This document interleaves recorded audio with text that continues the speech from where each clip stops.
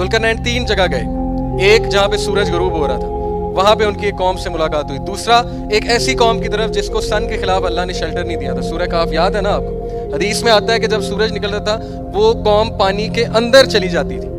اس طرح نہیں ہے کہ جیسے گاؤں میں جائیں دھوپ بڑی نکلی ہے تو ہمارے بزرگ جو ہے وہ تھوڑا سا دھوتی اوپر کر کے پانی میں ٹانگیں ڈال دیتے ہیں، وہ نہیں، اندر چلی جاتی تھی۔ حدیث کے الفاظ ہیں پانی کے اندر، اور جب سورج غروب ہوتا تھا باہر آتی تھی۔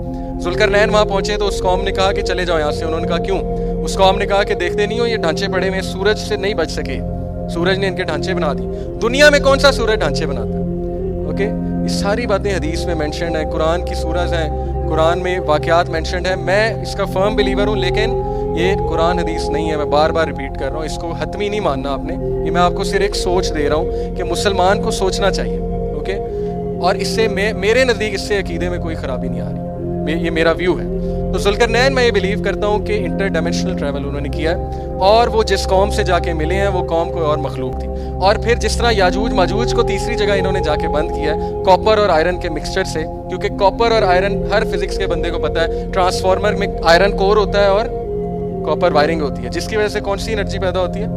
الیکٹرو میگنیٹک انرجی، اسی سے الیکٹریسٹی آتی ہے نا ہم تک۔ ایک اور تھیوری یہ ہے کہ کاپر اور آئرن کو جب برن کیا جائے تو کاپر آکسائڈ بنتی ہے، جس کی ایک بہت زبردست لیئر ہوتی ہے جو پورٹلز کو بند کرتی ہے، الیکٹرو میگنیٹک انرجی کو جا کے بند کرتی ہے۔ تو ہو سکتا ہے کہ ذوالقرنین نے ایک اور ڈائمینشن میں یاجوج ماجوج کو بند کر دیا، اسی لیے وہ نظر نہیں آ رہے۔ ایک صحابی نے، آپ کو پتا ہے، وہ دیوار دیکھی ہے یاجوج ماجوج کی، اللہ کے نبی صلی اللہ علیہ وسلم کے پاس آئے، کہتے کہ میں نے یاجوج ماجوج کی دیوار دیکھی، تو اللہ کے نبی نے کہا کیسی تھی؟ انہوں نے کہا جیسے زیبرا کے سٹرائپس نہیں ہوتے، وائٹ اور گرے، اس طرح سٹرائپس تھے، ڈارک ریڈ اور میرون ٹائپ سٹرائپس تھے۔ تو اللہ کے نبی صلی اللہ علیہ وسلم نے کہا yes you have seen it, تو نے وہ دیکھی ہے۔